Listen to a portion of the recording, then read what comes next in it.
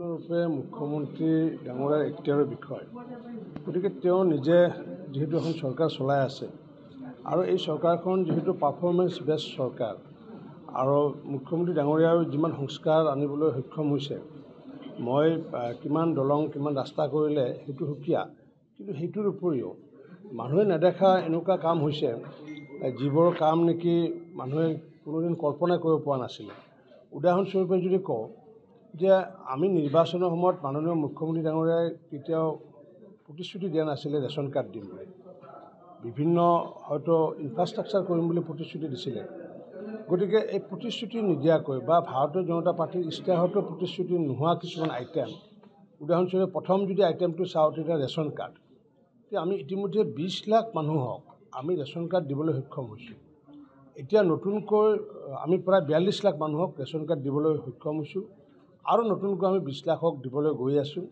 গতিকে 62 লাখ মানুহে অসমত কোনো কালে ভবা নাছিলে যে তেওঁলোকে নতুন ৰেচন কাৰ্ড পাবগৈ। গতিকে এইবোৰ কাম মানুহে দেখা নাছিলে বা মানুহৰ কাৰো দাবী নাছিলে, কিন্তু আমি বিভাগে যেতিয়া আমি উপলব্ধি কৰিলোঁ বহু ধৰণৰ ফেক ৰেচন কাৰ্ড আছে আৰু সেই ফেক ৰেচন কাৰ্ডবোৰ ডিটেক্ট কৰাৰ কাৰণে অন্যতম উপায় হিচাপে আমি আধাৰ লিংকেজ যেতিয়া কৰিব দিলোঁ তেতিয়া দেখিলোঁ যে 50 লাখতকৈ বেছি ফেক ৰেচন কাৰ্ড আছিলে আৰু কিছুমানে প্ৰায় 12 লাখ মানুহে চাৰেণ্ডাৰ কৰিছিলে, ধনী মানুহে, আৰু সেইবোৰক আমি এতিয়া 62 লাখক দিবলৈ সক্ষম হৈছোঁ। ঠিক তেনেকুৱাকৈ আমি যদি কওঁ যে আমি সচিবালয় হওক বা জিলা প্ৰশাসন, সচিবালয়ত আমি প্ৰায় এই 3টা বছৰত আমি 3 লাখ আমি ফাইল ডিছপ'জ কৰিছোঁ, ফাইল ডিছপ'জ কৰিছোঁ। অৰ্থাৎ 3 লাখ ফাইল ডিছপ'জ কৰাটো মানুহে হয়তো ইমান ইয়াৰ ৰিজাল্টটো কি নাজানে, কিন্তু ইয়াৰ ৰিজাল্টটো হৈছে কি যে 3 লাখ ফাইল ডিছপ'জ কৰা হৈছে মানে কি যে 3 লাখ ফাইলৰ মানুহ দিছপুৰত যাবলগীয়া হোৱা নাই। অৰ্থাৎ 3 লাখ মানুহৰ এই খৰচটো বাচি গৈছে। এই খৰচতকৈ বেছি লাভ হৈছে কি যে ইন্ধনবোৰ বাচি গৈছে, যাৰ কাৰণে দেশৰ এটা লাভ হৈছে যে ইন্ধন নোহোৱাকৈ মানুহে কাম হোৱাৰ ফলত আমি 3 লাখ যি ফাইল ডিছপ'জ কৰিলোঁ। সমান্তৰালভাৱে আমাৰ যি জিলা প্ৰশাসনসমূহত আমি প্ৰায় 1,85,000 আমি ফাইলৰ জৰিয়তে মানুহৰ কাম কাজবোৰ আমি নিষ্পত্তি কৰিছোঁ। গতিকে এইবোৰ মানুহে নেদেখা একোটা ডাঙৰ এচিভমেণ্ট। ঠিক তেনেকুৱাকৈ আগতে কাষ্ট চাৰ্টিফিকেট আনিব যাবলগীয়া হ'লে যিটো তেওঁলোকৰ হাৰাশাস্তিৰ সন্মুখীন হৈছিলে, কিন্তু এতিয়া অনলাইন যোগে যেতিয়া কাষ্ট চাৰ্টিফিকেট আমি যেতিয়া দিয়াৰ ব্যৱস্থা কৰিলোঁ, ঠিক তেনেকুৱাকৈ মাটি বাৰীৰ ক্ষেত্ৰত আমি জানো যে মাটি বাৰীৰ ক্ষেত্ৰত আমি পূৰ্বতে চাৰ্কুল অফিচত যাব নোৱাৰা অৱস্থা। দালাল নহ'লে আমি কোনো কাৰণতে মাটিৰ এখন কাগজো আমি আনিব নোৱাৰোঁ।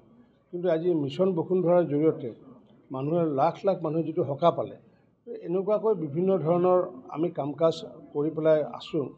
গতিকে এই যিটো পাৰফৰ্মেঞ্চ, মাননীয় মুখ্যমন্ত্ৰী ডাঙৰীয়াৰ যিটো পাৰফৰ্মেঞ্চ, এই পাৰফৰ্মেঞ্চত আমি মন্ত্ৰীসকলে সহায় সহযোগ কৰিছোঁ আৰু তাৰ ভিতৰত তেওঁ যদি ভাবে যে নহয় বেটাৰ পাৰফৰ্মেঞ্চ লাগে, গতিকে তেওঁৰ নিজৰ যিটো এখতিয়াৰ, সেই এখতিয়াৰৰ ভিতৰত তেওঁ সালসলনি কৰিছে বা কৰি থাকিব।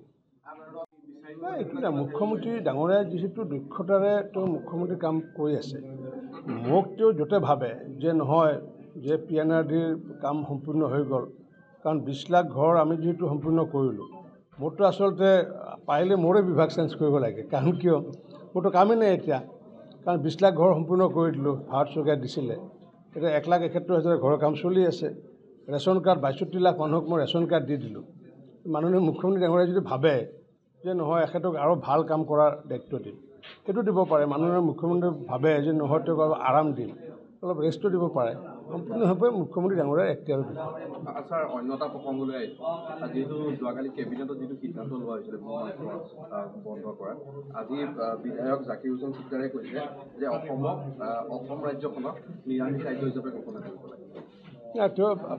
সেইটোতো ভালে প্ৰস্তাৱ দিছে সেইটো, কাৰণ কিয় আমিতো সনাতন সংস্কৃতিৰ মানুহসকলে আমিতো নিৰামিষৰ ওপৰত বেছি বিশ্বাস কৰোঁ, কিন্তু যিহেতু অসমখনত যিহেতু ট্ৰাইবেল মানুহ যিহেতু যথেষ্ট আছে, ট্ৰাইবেল মানুহখিনি যিহেতু নিৰামিষৰ ওপৰত যিহেতু বিশ্বাসটো কম আছে, তেওঁলোকে যিহেতু আমিষ ভোজী, গতিকে সেই মানুহসকলক আমিতো মনত এটা অশান্তি দিব নোৱাৰোঁ।